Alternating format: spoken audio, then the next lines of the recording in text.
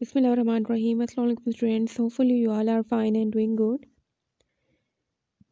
आज हम new chapter start करेंगे that is chapter 8 chemical reactivity और टॉपिक्स हम जो स्टडी करेंगे वो है मेटल्स एंड इट्स प्रॉपर्टीज़ और ये टॉपिक आपके बुक के पेज नंबर 138 टू 139 पे मेंशन है। Metals are the elements except hydrogen. Hydrogen के अलावा वो सब एलिमेंट्स जो कि इलेक्ट्रोपॉजिटिव हैं। इलेक्ट्रोपॉजिटिव एलिमेंट्स हम उन एलिमेंट्स को कहते हैं which has the ability to donate electron या loss electron and form positive ion जिसे हम केटाइंस कहते हैं। सो मेटल्स हम उन सब एलिमेंट्स को कहते हैं जिनके पास एबिलिटी होती है कि वो इलेक्ट्रॉन लॉस कर सकते हैं और पॉजिटिव आयन बना सकते हैं। पॉजिटिव आयन को हम केटाइंस कहते हैं। लेकिन हाइड्रोजन के अलावा वो सब एलिमेंट जो कि इलेक्ट्रोपॉजिटिव है उन सबको हम मेटल्स कहते हैं।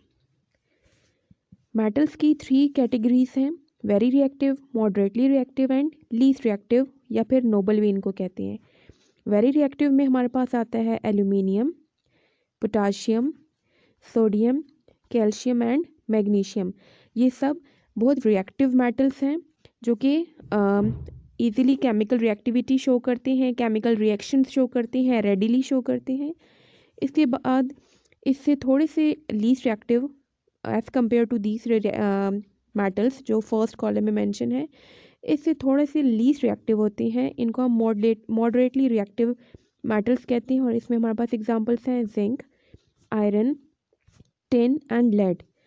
देन सबसे लीस्ट रिएक्टिव या फिर इनको नोबल भी कहा जाता है इनकी लीस्ट रिएक्टिविटी की वजह से, इसमें हमारे पास आते हैं copper, mercury, silver and gold. Modern periodic table में इनकी अगर हम पोजीशन देखें तो ये जो येलो ब्लॉक्स आपको नज़र आ रहे हैं, येलो बॉक्सेस, इसमें जितने भी यहाँ पे एलिमेंट्स मेंशन है ये सब के सब मेटल्स हैं। देन ब्लू बॉक्स में जो एलिमेंट्स प्रेजेंट है ये सब नॉन मेटल्स हैं और जो रिमेनिंग आपके पास ग्रीन कलर के बॉक्स में प्रेजेंट है इन्हें हम मेटलॉइड्स कहते हैं। मेटलॉइड्स उन एलिमेंट्स को कहा जाता है जो कि मेटल्स उनमें मेटालिक प्रॉपर्टीज़ भी होती हैं और नॉन मेटालिक प्रॉपर्टीज़ भी होती हैं। देन यहाँ पे जितने भी आपके पास सिंबल्स हैं जो कि ब्लैक कलर के हैं, ब्लैक कलर के सिंबल्स हैं जितनी भी एलिमेंट्स के, वो सब सॉलिड फॉर्म में एग्जिस्ट करते हैं। और जो आपको ब्लू कलर नज़र आ रहा है जो कि सिर्फ ब्रोमीन है, Br, सबसे लास्ट पे देखें, ये लिक्विड फॉर्म में एग्जिस्ट करता है। और जो रिमेनिंग रेड कलर में जो आपको सिंबल्स नज़र आ रहे हैं, नाइट्रोजन, ऑक्सीजन, फ्लोरीन और क्लोरीन, ये सब के सब गैशियस फॉर्म में एग्जिस्ट करते हैं इंक्लूडिंग हाइड्रोजन। हाइड्रोजन भी गैशियस स्टेट में प्रेजेंट होती है। नाउ फिजिकल कैरेक्टरिस्टिक्स या फिजिकल प्रॉपर्टीज़। फिजिकल प्रॉपर्टीज़ कहते हैं जो हम अपेरेंटली देख के बता सकते हो उनको, उनकी फ़िज़िकल अपीयरेंस से हम जो प्रॉपर्टीज़ उनकी बता सकते हैं वो उनकी फ़िज़िकल कैरेक्टरिस्टिक्स होती हैं। Like all metals are solids except mercury. जितने भी मेटल्स होते हैं वो सॉलिड फॉर्म में एग्जिस्ट करते हैं सिवाय मर्करी के। मर्करी को थर्मोमीटर में भी इस्तेमाल किया जाता है, ये लिक्विड फॉर्म में एग्जिस्ट करता है। दे have high melting and boiling points accept alkali metals. Alkali metals हम कहते हैं फर्स्ट ग्रुप के एलिमेंट्स को। फर्स्ट ग्रुप के एलिमेंट्स के अलावा जितने भी मेटल्स होते हैं उनको मेल्ट करने के लिए बहुत हाई टेम्परेचर प्रोवाइड करना पड़ता है, इसलिए हम कहते हैं they have high melting point.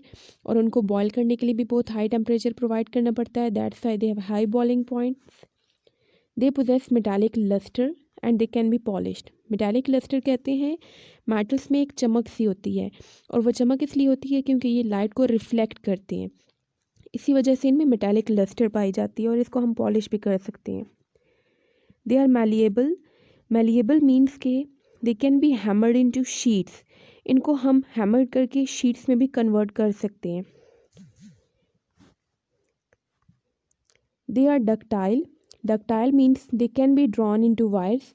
Like यहाँ पे आप देखें फिगर में एल्यूमिनियम शीट है और दूसरी साइड पे इसको एल्यूमिनियम वायर्स में कन्वर्ट किया हुआ है, तो हम मेटल्स को वायर्स की फॉर्म में भी कन्वर्ट कर सकते हैं।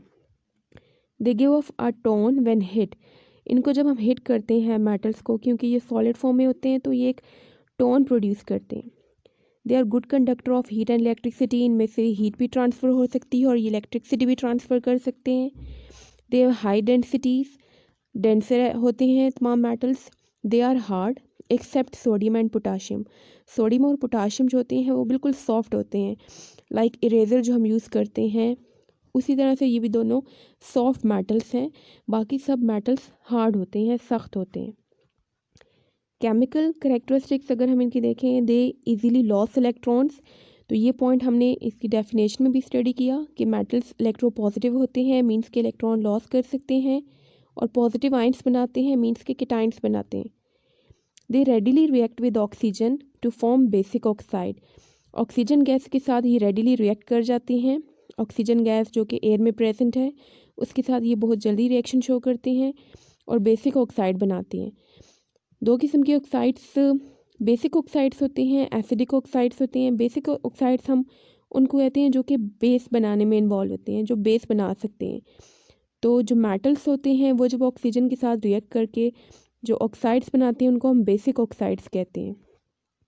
They usually form ionic compounds, हमने प्रीवियस चैप्टर में पढ़े थे ionic compounds, covalent compounds. Ionic compounds वो कंपाउंड्स होते हैं जिनमें आयनिक बॉन्ड प्रेजेंट होता है। सो मेटल्स के में एबिलिटी होती है कि वो आयनिक कंपाउंड्स बनाते हैं, और आयनिक कंपाउंड्स हमेशा मेटल और नॉन मेटल के बीच में बनता है due to transfer of electrons. Metals जो इलेक्ट्रॉन लॉस करते हैं उन इलेक्ट्रॉन्स को नॉन मेटल्स गेन करते हैं, और दोनों के बीच में जो बॉन्ड बनता है उनको हम आयनिक बॉन्ड कहते हैं, और वो कंपाउंड्स जिनमें आयनिक बॉन्ड होता है उन्हें हम आयनिक कंपाउंड्स कहते हैं। दे हैव मेटालिक बॉन्डिंग, क्योंकि ये मेटल्स हैं तो मेटल्स के बीच में जो बॉन्ड बनता है उसे हम मेटालिक बॉन्डिंग कहते हैं। आयनिक बॉन्ड तब बनता है जब ये नॉन मेटल्स के साथ रिएक्ट करते हैं, लेकिन जो मेटल्स के एटम्स होते हैं उनके बीच में जो बॉन्ड प्रेजेंट है उन्हें हम मेटालिक बॉन्ड कहते हैं।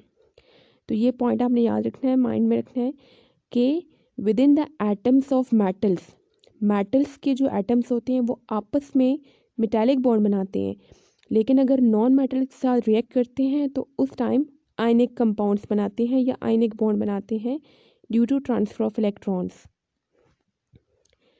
इसके अलावा आगे बुक के पेज नंबर 140 पे ये पिंक बॉक्स है, डू यू नो, इसमें जो पॉइंट्स मेंशन है ये ऑब्जेक्टिव के लिए इंपॉर्टेंट है, तो इनको आपने हाईलाइट करनी है। First point is the most abundant metal is aluminium, सबसे ज़्यादा जो मेटल पाया जाता है वो एल्यूमिनियम है। Next, the most precious metal is platinum, metal में जो बहुत एक्सपेंसिव और प्रीशियस मेटल है वो प्लैटिनम है, इवन कि गोल्ड से भी ज़्यादा एक्सपेंसिव होता है ये। द मोस्ट यूजेबल मेटल, सबसे ज़्यादा इस्तेमाल में जो लाया जाता है जो मेटल वो दैट इज़ आयरन, लोहा जो हम इस्तेमाल करते हैं सबसे ज़्यादा। The most reactive metal is caesium, metals में सबसे ज़्यादा जो हाई रिएक्टिविटी शो करता है वो है सीजियम, ये फर्स्ट ग्रुप का मेंबर है। The most valuable metal is uranium, जो सबसे ज़्यादा वैल्यू रखती है जो मेटल वो है यूरेनियम। ये हम ने आइसोटॉप वाले टॉपिक में भी पढ़ा था कि यूरेनियम को हम यूज़ करके पावर जनरेट कर सकते हैं, इलेक्ट्रिसिटी प्रोडक्शन में भी इसको यूज़ किया जाता है क्योंकि ये फिजन रिएक्शन में काम आता है।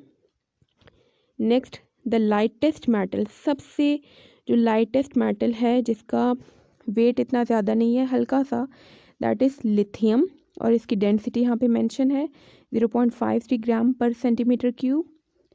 एंड द हैवीएस्ट मेटल, सबसे ज़्यादा जो हैवी मेटल है वो है ऑस्मियम, इसकी डेंसिटी 22.5 ग्राम पर सेंटीमीटर क्यूब है। ये वैल्यूज़ आपने अच्छे से याद रखनी है।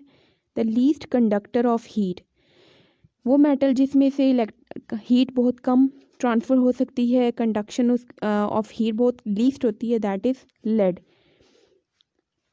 The best conductor metal are silver and gold, ये बेस्ट कंडक्टर मेटल्स हैं।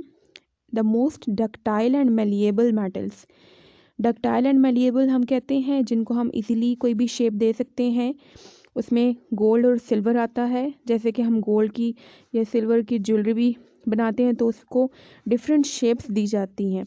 तो डक्टाइल एंड मेलिएबल जो मेटल्स हैं वो हमारे पास गोल्ड एंड सिल्वर है। Thank you so much for watching, see you next time, अल्लाह हाफिज़।